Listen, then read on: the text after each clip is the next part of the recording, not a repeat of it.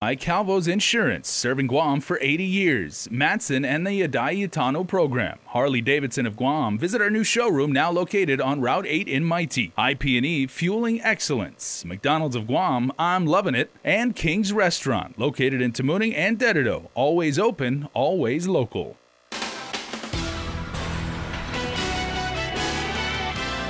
Coming up on Guam's Primetime News, a case involving former police commander Mark Charfers ends in mistrial. Nick Delgado has full details. Plus, Crystal Paco is at the district court for the latest on the clergy sex abuse lawsuits. And after 77 long years, a fallen sailor returns home and is laid to rest. Good evening, everybody. A special holiday to those of you joining us on Facebook Live. I'm Jason Salas, and these are tonight's top stories. And we lead off with new information from the police as a man assaulted last week at the Sunshine Plaza over in Ordet has died. He passed away on Wednesday, prompting the arrest of his alleged assailant. 36-year-old Anthony Frankie Cabrera Celis was arrested for negligent homicide. GPDs identified the victim as 65-year-old George Dionis. An autopsy revealed that he died from bleeding to the brain. His manner of death has been ruled a homicide. Now, according to witnesses, the victim was assaulted just outside the Crispy Clean laundromat on Friday. The suspect was seen leaving in a white Toyota pickup, which was traced to Celis. Celis, when interviewed by police, reportedly admitting to assaulting Dionis. Well, in other news tonight, he is off the hook for now as a Superior Court judge has declared a mistrial in a case involving former Guam Police Department Police Commander Mark Charfers. Our Nick Delgado has a story from inside the courtroom. Shaking the prosecutor's hands and with a smile on his face, former GPD Commander Mark Charfers makes his way out of the courtroom. Where are you from? My next barbecue. This just moments after Judge Maria Senzon announced her ruling. And the court grants the defendant's motion for a mistrial. A mistrial in the case that took nearly 2 years for trial to begin. Charfers was charged for misdemeanor obstructing governmental functions and official misconduct. Police body camera footage taken back in 2016 showed Charfers yelling at junior officers who were responding to a call of fireworks at a home in Agate. GPD officer Craig Calvo was the first on scene. He testified on behalf of the government on Wednesday. I had reason to believe that the colonel was affiliated with the Agate Blood gang. But it was that testimony that forced defense attorney Randy Cunliffe to call for a mistrial. Both parties argued the motion Thursday morning. My client's now on trial for being a gang member, not for allegedly violating his practices of his duties in his office. Now, the whole defense is he's a gang member, that's why he did what he did. And that's not the case, Your Honor. That's a complete smear campaign of his character. This has been all over social media. It's been all over the news. I mean, it's almost impossible to have missed in this situation. And we therefore believe the court has the obligation to allow my client to get a fair trial. And by granting a mistrial in this case, we believe that this was a premature motion. We weren't allowed to develop the testimony. The full testimony is not out there. So to say at this point and at this juncture that one simple statement is going to tank this whole case is very premature. Why is it too early? As I indicated to the court, if I have to now spend 3/4 of the time of this trial defending my clients, how do you know he was a member of the Agate gang? How do you know he's affiliated with these guys? What evidence do you have? I mean, it's a bald statement. Would they have made him a member of the colonel of the police department if he was affiliated with a gang? Prosecutor Pete Santos then recommending the court instruct the jury not to use the gang testimony when weighing the defendant's guilt or innocence. But the damage was already done. The court gave its ruling Thursday afternoon. The government has had more than ample time to prepare for the prosecution of this case and at a minimum should have determined whether or not gang affiliation or evidence in and of itself could trigger notice requirements under 404B. Charfers and his attorney declined to comment following the announcement. Despite the mistrial, the charges against Charfers remain. Chief Prosecutor Joseph McDonald. We respect the judge's decision and we'll have to see what's written down and then do our analysis after that. The government now challenged with bringing the case back to trial. Charfers also has the option of having the charges thrown out. For now, the judge has set further proceedings for a later date. Reporting for Guam's News Network, Nick Delgado. Also tonight, over a dozen lawyers in court with several others on the phone early Thursday morning, each providing their update on the clergy sexual abuse lawsuits. Crystal Paco reports. And the stay has been continued until mid-January. That means no action on the 180-plus clergy sexual abuse cases in the local and federal courts. According to church lead counsel Keith Talbot, this gives the Archdiocese of Agana time to file for bankruptcy. It also gives time for parties to continue negotiations. Also in court on Thursday, plaintiffs' counsels asked that the church not engage in any more real estate transactions. As reported, plaintiffs had previously called out the church for quote-unquote acting in bad faith. This was in reference to church properties reportedly being sold without notification to all parties. We will absolutely work with the plaintiffs' counsel. The bankruptcy is going to be a collaborative process, and so we'll continue to work with them and talk to them about the sales of these properties or not selling these properties, and we won't be doing it unless we're in consultation with them. As of today, the Archdiocese confirms only one property has been sold. That building, the former Kamaling Karadot thrift store in Hagåtña, is currently being leased to the Judiciary of Guam with plans to make it a new probation office. Bankruptcy, as we reported on Wednesday, was a decision that came after parties attempted to mediate in September. The church confirms they've also notified the Vatican on their game plan. Archbishop Michael Burns. One of these, when you alienate property from a diocese, you have to seek permission from the Vatican. We've already done that with the bulk, the largest bulk of the properties, and so we've been cleared to make them available for sale. I wrote to the congregation that's over us, the Congregation for Evangelization of Peoples, and have informed them that we are pursuing bankruptcy.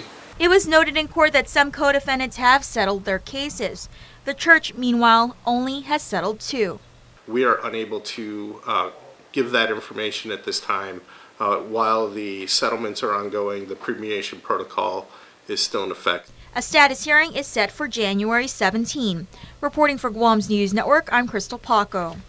In election matters, while the gubernatorial election results were anything but close, the race for the 15th seat of the forthcoming 35th legislature was a nail-biter. Our Chris Barnett has in our next story how that race is resulting in a recount on senatorial votes. The Guam Election Commission gearing up for a recount of senatorial votes cast in the general election. Now, the recount conducted because the difference in votes between 15th finisher Democrat Jose Pito Terlahi and the 16th finisher, fellow Democrat Sel Babauta, is 72 votes, or less than 2%, which by law means the GEC must conduct an automatic recount. The commission hasn't decided when. Now, while the GEC hasn't settled on a recount date, it'll definitely take place before the certification of results, which is typically done 10 days after the election. And while many are touting the election results as historic, first woman governor for Guam, first openly gay lieutenant governor, first female majority in the legislature, the general election results also made history in another way. The election went smoothly, but I'm really disappointed in the voter turnout.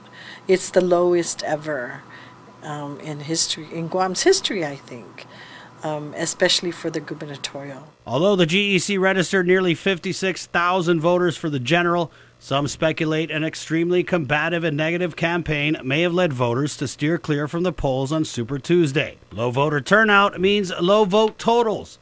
Lou and Josh's victorious 18,081 vote total is the lowest vote total for a winning gubernatorial team on Guam since 1982. And that's according to the GEC. For Guam's News Network, Chris Barnett reports. Now, in other matters, the Air National Guard pilot who died on Guam Tuesday has been identified as Captain John Goris. He was a KC-135R Stratotanker pilot with the Alaska Air National Guard's 168th Air Refueling Squad. Colonel Brian S. White, his commander, says, quote, "He was a trusted and gifted aviator who served our state and nation with distinction and honor, and we will miss him dearly. Our thoughts and prayers rest with his family as well as all of those who served beside him." The airman's body was pulled from the waters at Tumon Bay with the cause of death remaining under investigation, though officials suspect at this time no foul play. And also, it is not your typical love triangle, as a 52-year-old Tamuning man convicted with conspiracy to commit marriage fraud has been sentenced in federal court. Markham Lynch agreed to marry Jong Yun Kim's girlfriend for $20,000 so she could stay on U.S. soil. Lynch ultimately received $8,500 for the fake marriage, all of which he must pay back to the federal government, in addition to performing 50 hours of community service. We are just getting started, everybody. We're going to take a break, but please stay tuned. Keep watching and keep streaming, because Primetime continues right after this. There are more ways to experience Guam via KUAM News, giving you what you want, when you want, and how you want it. From smart devices, Alexa, what's in the news? Here's your flash briefing. Over the web, on mobile, on streaming platforms, with immersive, interactive formats, and via social media where it's more than just content, it's conversation. More ways to keep you informed and entertained whenever you want it, wherever you are, on whatever device you're using. Cheers to 80 years! It's our 80th anniversary and the gifts are on us. 80 gift certificates, 8 shopping sprees, 8 staycations, and 1 round-trip flyaway for 2 to Manila. So how do you enter? Calvo's Insurance personal home and auto customers are automatically entered. Non-Calvo's customers may enter by receiving a qualified quote. It's our way of saying thank you for trusting us for the past 80 years. For more details, visit calvos.com/giveaway or call 472-6816. Calvo's Insurance, serving Guam for 80 years. These are our islands, and this is our Laddystone. This is what we stand for and who we are. For more than 35 years, we delivered connections that matter throughout the Marianas. First, via radio link, then by fiber optic cable. We launched the region's first 4G LTE network and continue to make our network faster and stronger. Telecommunications changed the way our islands interact with the world, but not the heart behind those interactions. IT&E. Explore your world. It's Micronesia Mall's 30th anniversary, and to celebrate, we are giving away a new Kia Soul LX, a Mazda 3i Sport, the popular Honda Civic LX, and 30 Manila Flyaways during our 30th anniversary Drive-Away Flyaway. Win 3 great cars from Triple J Auto Group, 30 Flyaways from Philippine Airlines, plus thousands of prizes from Burger King and Foot Locker when you play Micronesia Mall's 30th anniversary Drive-Away Flyaway.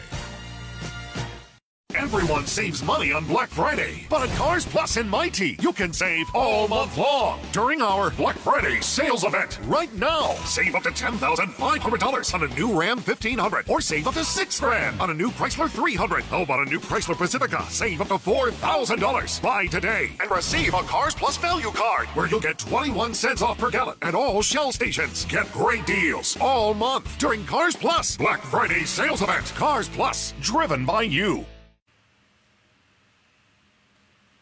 Welcome back to the show, everybody. 77 years after his fateful death, one Guam hero has returned home. Our Ernesto Lacanto has a story of a fallen U.S. Navy sailor who was killed so many years ago in service to our country. December 7, 1941, the day America and Guam were pushed into the war. In the words of President Roosevelt, a day that will live in infamy. 21-year-old Navy Steward First Class Ignacio Camacho Farfan of Hagatna was one of hundreds killed in the Japanese attack on Pearl Harbor. The Navy was never able to identify his remains and those of many of his shipmates from the USS Oklahoma, and they were interred at a national cemetery in Hawaii. But in 2015, the Navy decided to try again. And earlier this year, they were able to positively identify Farfan. Governor Eddie Calvo and Admiral Shoshana Chatfield were among those who spoke at a special ceremony at the Guam Veterans Cemetery. To all of the people of Guam, our lost sheep has been found, and it's now time to celebrate and welcome him home, and to give thanks to him and to so many who've paid the ultimate sacrifice. It's hard to be in a cemetery. It's hard on a day like today.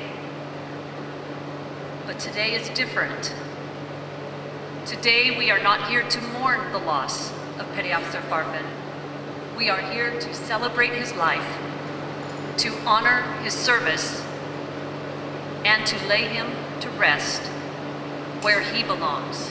Almost 80 years since he was killed in service to his country, and with family and a grateful crowd of well-wishers in attendance, Steward's Mate First Class Ignacio Camacho Farfan was finally laid to rest with full military honors. As the Admiral said, he is home. He is finally home. Ready, aim, fire. Ready, aim, fire. Ready, aim, fire. Ready, present, on.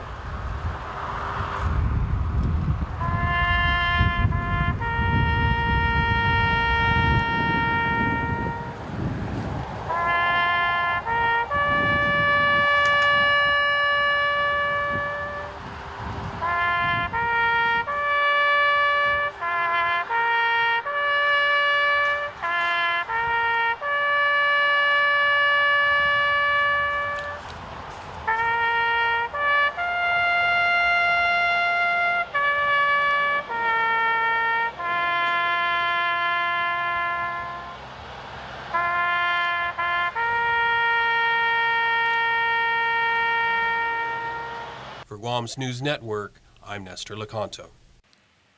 All right, Nestor, thanks so much.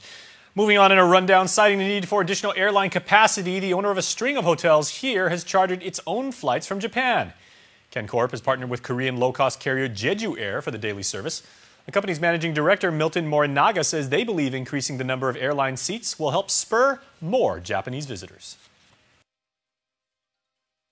As Ken Corporation being stakeholders, the largest stakeholders in Guam with all these hotels, and also all the other hotels all suffering from not having enough Japanese coming to Guam, we decided that we need to have more seats to Guam. And by talking to Jeju Air, because they've been flying from Nagoya and also from Osaka, they were very positive about increasing their flight. So we decided to joint venture with them.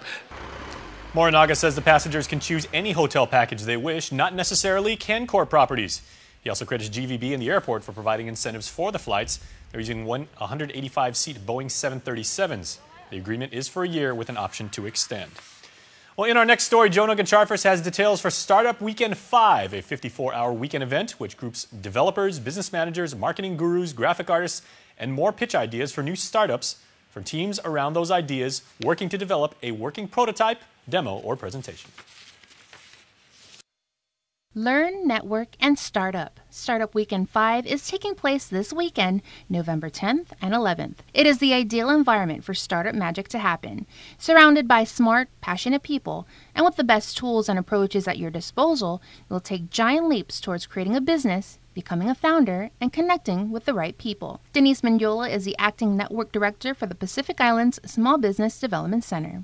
This weekend will be about 54 hours worth of entrepreneurship activities by folks that want to pitch their business idea.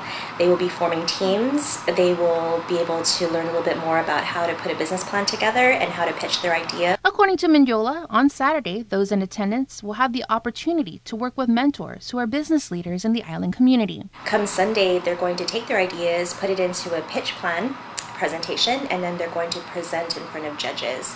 They have an opportunity to win prizes from many of our sponsors that are here this year, including QuickBooks Bootcamp and a bunch of other stuff. Prizes that are perfect for them in order to start their business right away. And with this being the 5th installment of Startup Weekend, she says she continues to see it thrive, especially with it being spearheaded by the University of Guam Entrepreneur Society. They've done it since day one, since the first year, and so it's really made up of students. It's student-driven, and what they do is they put together the plan to be able to gather people in the community and students who are interested in starting a business, and then wrap around a lot of resources for them so they have an opportunity to feel like an entrepreneur, learn from entrepreneurs, and then hopefully after that be able to start their business. As to what Mendiola would say to encourage people to check out Startup Weekend? The founders of Google started on a napkin with friends, and they pitched their idea to somebody, so you just never know unless you try. So what are you waiting for? You can get your tickets now at eventsbright.com or sign up by visiting the Startup Weekend 5 event page on Facebook. For more information, you can call Mendiola at 735-2590. Reporting for Guam's News Network, I'm Jonah Goncharfis.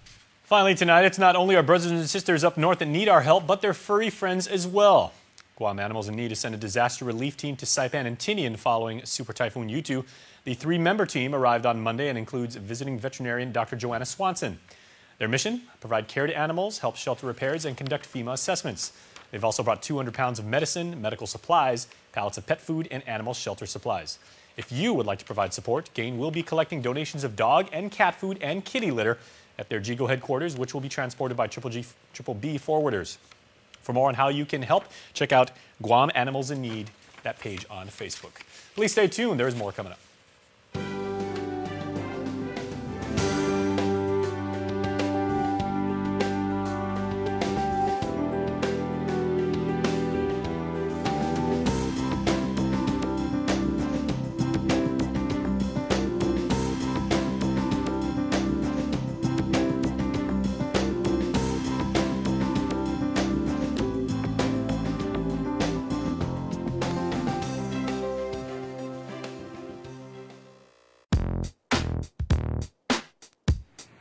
How easy is it to redeem points using the rewards feature on the Alpha Plus app? I'll show you.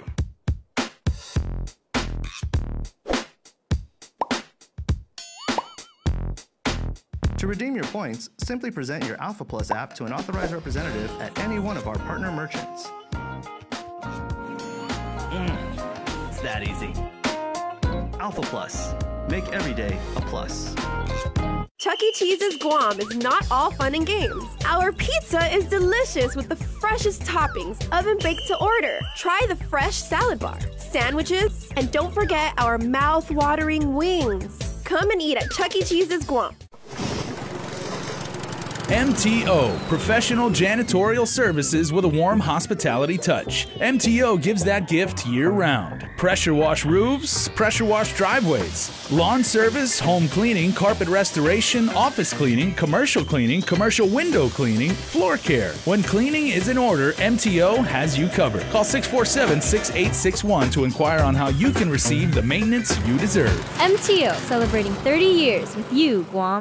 Half a day, hungry drivers. Are you spending more time on the road? Shell has teamed up with Wendy's so you can buy fuel and eat free. Just fuel up 7 gallons at any Shell station and get a coupon for a Wendy's cheeseburger or chicken nuggets. Or use 2 coupons to redeem a Wendy's cheeseburger meal with fries and a drink. Fuel up at Shell today because this deal won't last long. Quality service, fuel and food from Shell and Wendy's.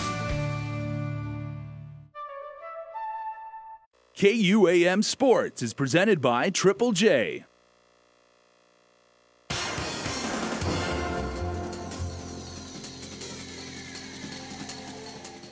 What's up, Guam? Dave Delgado here for KUAM Sports. Thanks for watching. We get you started tonight with news on our men's national basketball team. I caught up with the squad last night at the National Training Center in Teeson. Check it out. Team Guam is gearing up for the FIBA Asia Cup 2021 pre-qualifiers, Eastern Region in Thailand.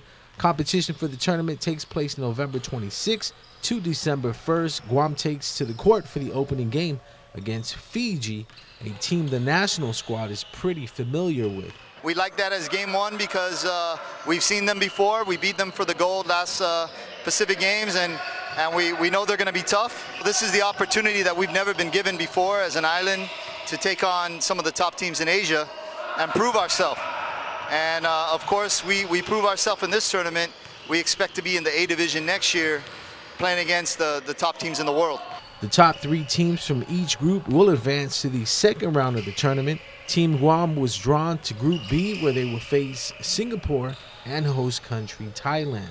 Most of our talent that we're working on in Guam are playing the 1, 2, and 3 position, the guard positions. We have post players that are playing in Australia and also back in the U.S. And once we unite the team and fill all the positions, we'll be solid. Guam is currently unranked and will be going up against professional players who hoop it up for a living. This will definitely open the door for our younger players and possibly the women's national team. We've got guys playing pro that lived here or were born here, so hopefully we can open the doors up to scouts and everybody else in the region to see the talent that Guam has, especially at the guard position. The younger kids coming up, this is like a building block for them when they grow up. They're already competing against the top nations here, top countries here in the region, and hopefully they can take the next step and play pro. And the same thing for the women's. Football fans on island will be treated to another weekend of gridiron action as players hit the field for the 4th annual Triple J High School Football All-Star Game. Catch the best high school players from around the league strap it up one last time under the lights at Angels Field in Dedido. Gates open at 3 in the afternoon. Kicking off first will be the Matua All-Star Game at 4 in the afternoon. The High School Football All-Star Game will kick off at 6:30. Team Mustangs will be coached by FD's Bruce Meno. Team Raptors will be coached by GW's Ryan Rios.